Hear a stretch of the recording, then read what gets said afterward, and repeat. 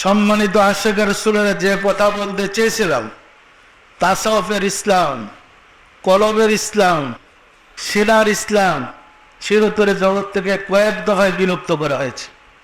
উমাইয়াদের খেলাফতকালে, আব্বাসীদের খেলাফতকালে, বাদশাহ হারুনুর রশিদ, মামুনুর রশিদের খেলাফতকালে আরেক দফা তাসাউফের ইসলামকে নিশ্চিহ্ন করা হয়েছে কিতাবপত্রের মাধ্যমে। এরপরে ব্রিটিশ সরকারের আমলে তাসাউফের ইসলামকে জগৎ থেকে বিলুপ্ত করা হয়েছে। সর্বশেষ সৌদি সরকার, সৌদ বিন আব্দুল আজিজ, সৌদি বাদশাহ জামাই শ্বশুরে মিলে ওয়াহাবি আন্দোলন সৃষ্টি করে বাকি সময়ের সমাধান করে দিচ্ছে। ফলে বর্তমান প্রচলিত তাফসির কিতাবগুলো আমরা খুঁজে দেখেছি, রাসূলের যুগের কথাবার্তার সাথে কোনো মিল নেই।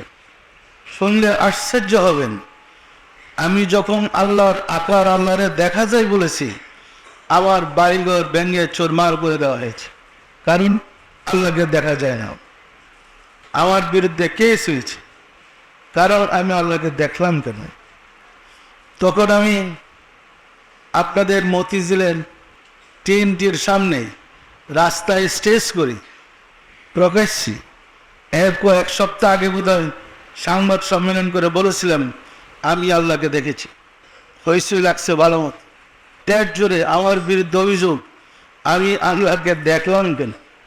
অবস্থাটা এমন বানাইছে আল্লাহকে দেখে কত মহাপাপ করলো। তখন আমি বলেছিলাম আল্লাহকে দেখলে যদি পাপ হয়, ইমান হারা হয়, তাহলে কি শয়তানকে দেখলে মানুষ ইমানদার হবে?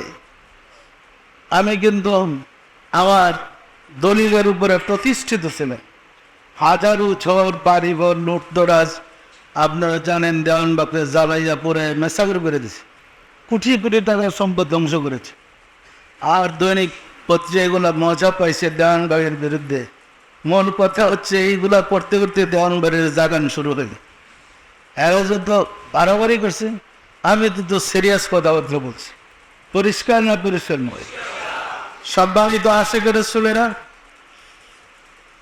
দেখার উপর যখন ঝড় গেল ওই সময় বলছে আল্লাহ আকার। যে বলবে আল্লাহ নিরাকার সে নাস্তিক। আরেকটা সংবাদ না লাগছে যখন বাবাতি লাগো জঙ্গল পরিষ্কার করে নি, আমি প্রমাণ করেছি আল্লাহ আকার পরিষ্কার।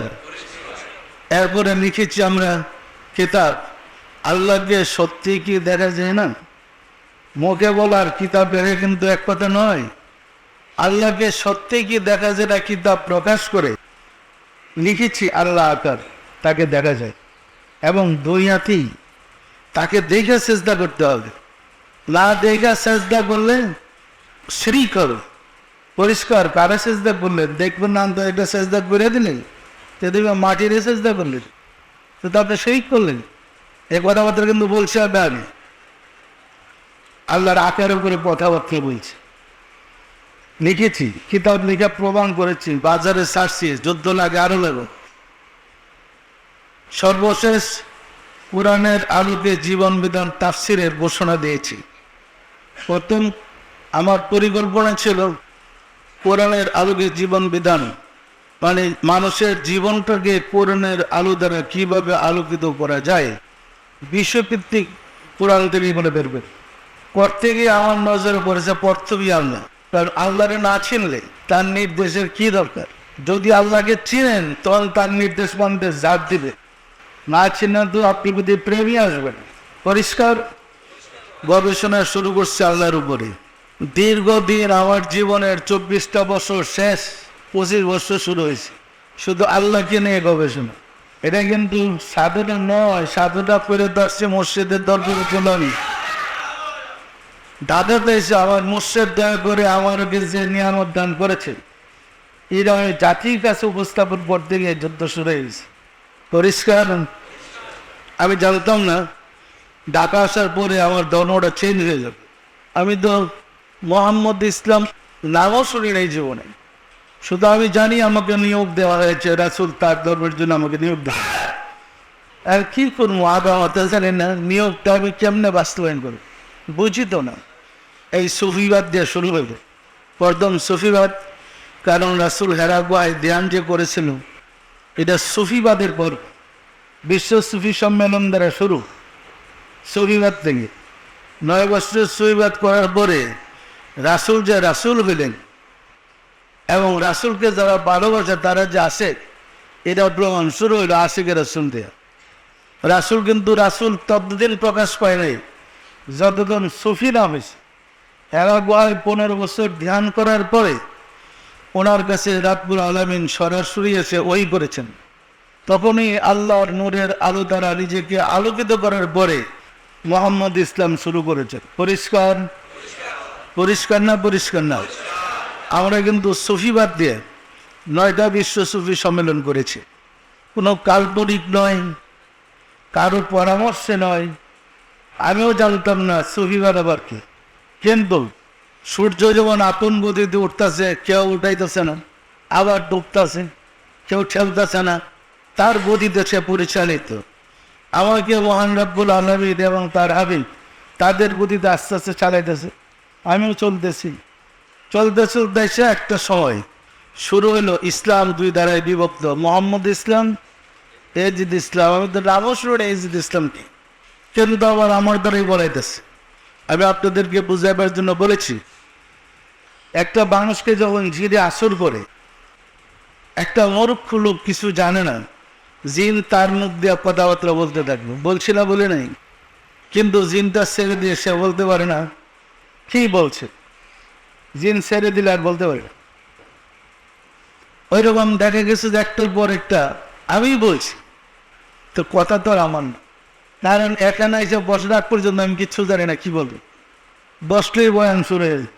আমি কি বুঝে বলতে পেরেছি? আল্লাহর অস্তিত্বের কথা বলেছি, জ্বরের ছুটে তো ফাঁসির দাবিতে রাস্তায় ঘাটে মিছিল মিছিল। জানেন তো 93 সালে কি দশা, 2000 সালে কি অবস্থা, দীর্ঘ 1 বছর প্রচন্ড মানে চরম দুর্দিন আমাদের। তখন তো তেমন নাম নেওয়া একটা বিপজ্জনক, হাটি বাজারে যাওয়া বিপজ্জনক। কি কারণ আল্লাহর এত বড় দুশ্মন জগৎ যা ছিল না, এই একটা অবস্থা সৃষ্টি হয়েছে। তো মহান মালিকের দয়ায় তখনও কিন্তু আমার মনের কোনো পরিবর্তন নাই, আরো সিরিয়াস কথাবার্তা বলছি। ইভেন সংবাদ সম্মেলন করে তখন বলেছি, এরা বারবার আবার প্রশ্ন করে, আপনি আল্লাহকে দেখছেন? সাধকদের তো অন্যকে দেখি, আপনি আল্লাহকে দেখছেন? এই যে বহু লোক বহু বলি আল্লাহকে দেখছে, ওরা কই আপনি কি আল্লাহকে দেখছেন? তখন বললাম, আমি দেখছি মানে আমি দেখাই। আমি তো 10 বছর আগে বলছি আপনাকে দেখছি, এটা 10 বছর পরের কথা। এটা তো 90 সালে আমি সংবাদ সম্মেলন করে বলছি আল্লাহকে দেখেছি। এখন তবে আল্লাহকে দেখায়, আপনারা আসেন, আমি যদি আল্লাহকে দেখাই দিন আবার দেশের জুড়ে একদম মনে ঠান্ডা হয়ে গেছে। কথা বলতে কিন্তু সরাসরি হয়েছে, পরিষ্কার না? পরিষ্কার না? এরপরে পত্রিকায় শিরোনাম আছে, না শিরোনাম বক্তব্য এই কথা ছিল, আল্লাহকে দেখাই দেন আপনাদের দেশ ছেড়ে চলে যাবো দেওয়ানবাগি। এটা যা হিট করছে না, আমার খেয়ে পাইছে। আমি বলছি সাংবাদিকদের আমি উল্টা পাল্টা জবাব দিছি। ওরা যখন প্রশ্ন করতেছে তখন আমি বললাম, আমি যদি বলি আপনারা বন্ড সাংবাদিক, এটা কি আমার বলা হবে? আর লাফাই উঠছে, কেন বলবেন, কেন বলবেন? আপনারা যে আমাকে বন্ডপীর লেখলেন আপনাদের পত্রিকায়, আপনারা জাতির জাগ্রত বিবেক লেখলেন যে বন্ডপীর, একজন কামেল পীরের কি কি গুণ তাকে বলেন তো? জানেন তো? না জানে না। কামেল পীরের কোন জিনিসটা আমার মধ্যে নাই বলেন তো? তা তো জানেন। এরপর বললাম, জানেন আমি যে লক্ষ লক্ষ অলি আল্লাহর জন্ম দিতে পারি, একদম খোলা বলা এরকম না, যে সাধনার সর্বশ্রেষ্ঠ আল্লাহ প্রাপ্তির ছাত্রী করার সাধারণ করে মানুষ ফাড়া ফেললে বসছে, ওই পর্যন্ত আমি ছাত্রই পড়ে।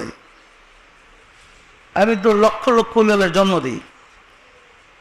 খুব সিরিয়াস বললাম, বলার পরে বললাম ওই যে বাংলাদেশের প্লেয়ারে গিয়া চ্যাম্পিয়ন হইল ক্রিকেট খেলার মধ্যে, তখন তো বাংলাদেশের রাজা বাদশাহ আমির ফকির সবাই নাচতে শুরু করলেন, সাংবাদিকরা বাংলাদেশের শোনাম।